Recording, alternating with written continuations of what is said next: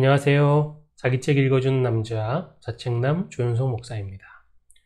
오늘은 당신은 누구십니까? 제3장 하나님의 뜻을 알고 행하시기를 원하시는 하나님, 제3장 하나님의 뜻을 알고 행하시기를 원하시는 하나님을 읽어드리는 시간입니다.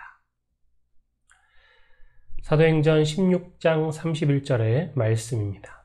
주 예수를 믿으라. 그리하면 너와 내 집이 구원을 얻으리라. 사울은 유대인식 이름으로 경멸, 자만, 거만이란 뜻입니다. 그리고 바울은 로마식 이름으로 작은이란 뜻입니다. 사도 바울은 소아시아 지역 길리기아 다소에서 출생하였습니다. 그리고 당시 최고의 율법사 가말리엘 문화에서 율법 교육을 받은 사람이었습니다. 그러므로 개종 전에는 율법을 지키는 데 열정적인 사람이었습니다. 그래서 예수님이 하나님의 아들이며 기다리던 구세주임을 증거하던 스데반을 돌로 쳐 죽일 때 증인들 중에 수장이었습니다. 그리고 그리스도인들의 탄압에 앞장섰던 인물입니다. 그래서 주의 제자들을 탄압하고자 대제사장에게 가서 다메섹 여러 회당에 갈 공문을 청하였습니다. 그것은 예수를 믿는 자들은 남녀를 가리지 않고 결박하여 예루살렘으로 잡아와서 처벌하기 위함이었습니다. 이것이 자기가 선택된 하나님의 자녀임을 모르는 바울의 개종 전의 모습이었습니다. 바울은 다메섹에 가던 중 예수님, 바로 하늘로서의 그 빛을 만나 개종하게 되었습니다. 그리고 다메섹에 가서 복음을 전하여 많은 사람들을 개종시킵니다. 다메섹 유대인들이 죽이려고 하자 그의 제자들이 바울을 광주리에 담아 성에서 달아내려서 탈출하게 하였습니다. 그리고 예루살렘에 가서 복음을 전하였습니다. 헬라파 유대인들이 죽이려고 하자 형제들이 가이사랴로 데리고 가서 그의 고향 다소로 보냈습니다. 바울은 그곳에서 8년 동안 기도와 말씀 연구에 몰두합니다. 그 후 그를 찾아온 바나바와 함께 안디옥 교회에서 1년간 제자들을 가르칩니다. 천하가 크게 흉년이 들자 바울과 바나바는 유대인 형제들을 돕기 위하여 제자들이 모은 헌금을 가지고 예루살렘에 가서 전하게 됩니다. 바울과 바나바는 부조의 일을 마치고 마가라 하는 요한과 함께 안디옥 교회로 돌아왔습니다. 그리고 성령님의 지시에 따라 1차 전도 여행을 떠나게 됩니다. 전도 여행을 마치고 안디옥에 돌아온 바울은 신라와 함께 2차 전도 여행을 떠나게 됩니다. 성령이 아시아에서 말씀을 전하지 못하게 하자 유럽으로 건너가 빌립보에 도착합니다. 그곳에서 자주장사 루디아를 개종시키고 저 많은 요정의 귀신을 쫓아냅니다.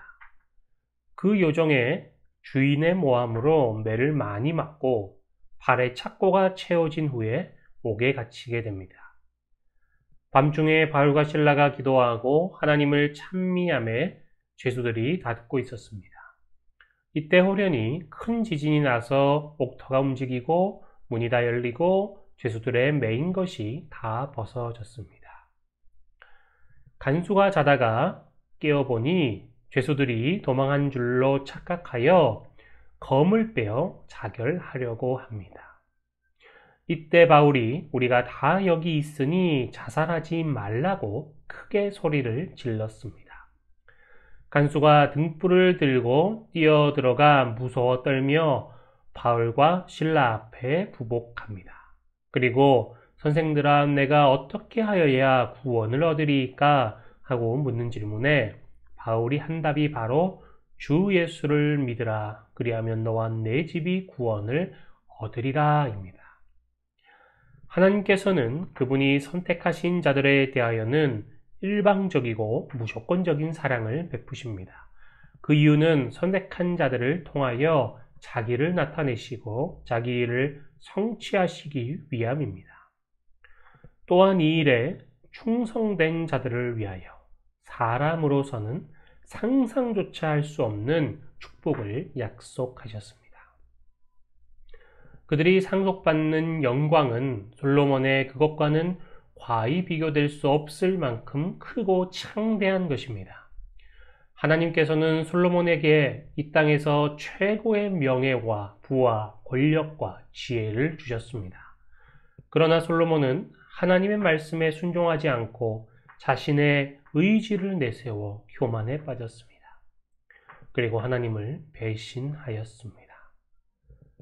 솔로몬이 하나님을 배신한 원인에 대해서 성경은 이렇게 기록하고 있는데, 하나님께서 이스라엘 자손에게 너는 삼가 그 땅의 거민과 언약을 세우지 말지니 이는 그들이 모든 신을 음란히 섬기며 그 신들에게 희생을 드리고 너를 청하면 내가 그 희생을 먹을까 함이며 또 내가 그들의 딸들로 내 아들들의 아내를 삼음으로 그들의 딸들이 그 신들을 음란히 섬기며 내 아들도 그들의 신들을 음란히 섬기게 할까 함이니라고 말씀하셨습니다.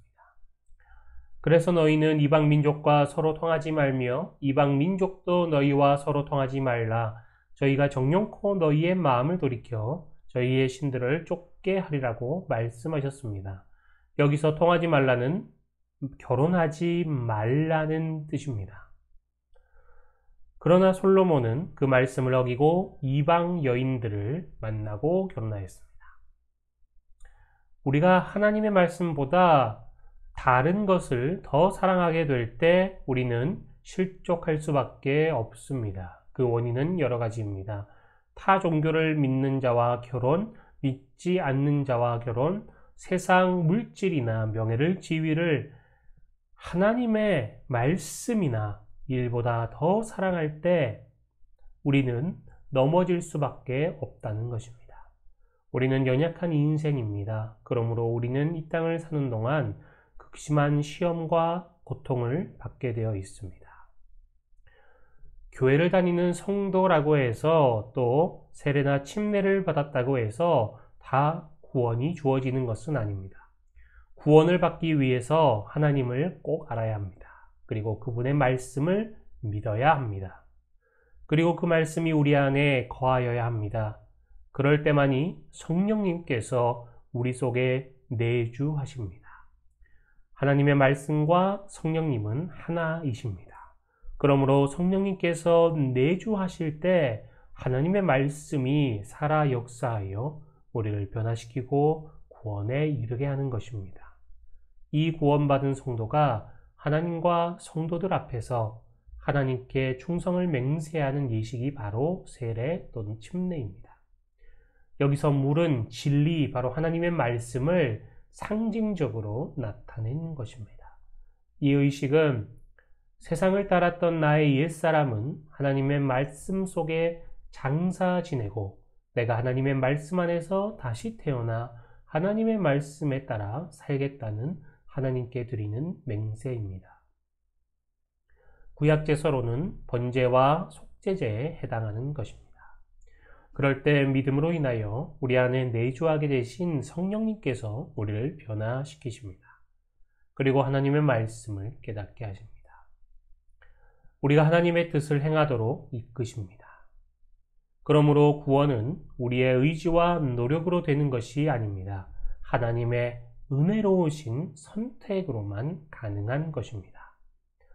성도가 자기의 사업이나 출세나 생활의 도움 등 세상적인 목적을 위하여 교회에 출석한다면 그는 구원과 상관이 없는 사람입니다. 그래서 성경은 청함받은 자는 많되 택함을 입은 자는 적으리라고 말씀하고 있습니다. 그리고 또한 먼저 된 자로서 나중되고 나중된 자로서 먼저 될 자가 많으리라고 기록하고 있습니다. 인간의 구원은 절대적인 하나님의 은혜로만 성취됩니다. 성령님의 역사로 말미암아 말씀이 우리 안에 거할 때 그 말씀은 살아있고 운동력이 있습니다. 그래서 우리를 하나님의 사람으로 변화시킵니다. 또한 성령님께서는 우리가 하나님 앞에 범죄했을 때에도 말할 수 없는 탄식으로 우리를 위하여 기도하십니다. 그리고 우리를 회개하게 하십니다. 우리의 죄를 사하여 주시고 또 우리가 하나님의 아들임을 증거하십니다. 솔로몬은 하나님의 말씀을 거역하고 타락하였습니다. 그리고 수없이 방황하였습니다. 그러나 하나님께서는 그에게 회개한 마음을 주셨습니다. 그러므로 택함을 받은 자의 구원은 하나님의 은혜로만 되어집니다. 오늘날 택함받은 성도도 알게 모르게 죄를 짓습니다. 우리는 죄악된 어둠 속에서 살고 있습니다. 그 안에서 우리는 먹어야 되고 입어야 되고 잠자고 쉴 곳이 있어야 합니다. 그리고 더 나은 삶을 살고자 하는 욕망은 항상 우리를 유혹합니다. 이것은 우리가 육신을 입고 있는 한 떨쳐버릴 수 없습니다. 만일 우리가 죄를 짓게 되면 이 땅에서 환난을 겪게 됩니다. 그러나 결코 사울 왕처럼 버림받아 저주에 처해지지는 않습니다. 이것이 하나님의 크신 은혜입니다.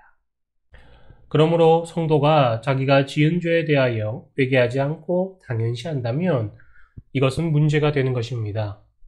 우리 안에 거주하시는 성령님께서는 우리의 죄를 알게 하시고 회개하게 하시기 때문입니다. 그러므로 비록 세례 혹은 침례를 받은 성도라 할지라도 그 안에 성령님께서 내주하시지 않는다면 그는 아직 구원을 받지 못한 것입니다. 하나님께서는 솔로몬을 통하여 하나님 자신을 나타내셨습니다. 잠언은 지혜에 대하여 기록한 책입니다. 성경은 하나님을 경외하는 것이 지혜의 근본이라고 말씀하고 있습니다. 지혜는 곧 하나님의 말씀입니다. 그러므로 하나님을 경외한다는 것은 하나님의 말씀을 믿고 그대로 행한다라는 뜻입니다. 우리는 이 말씀을 통하여 하나님을 알 수 있습니다. 이 말씀이 육신을 입고 이 땅에 오신 분이 바로 예수 그리스도이십니다.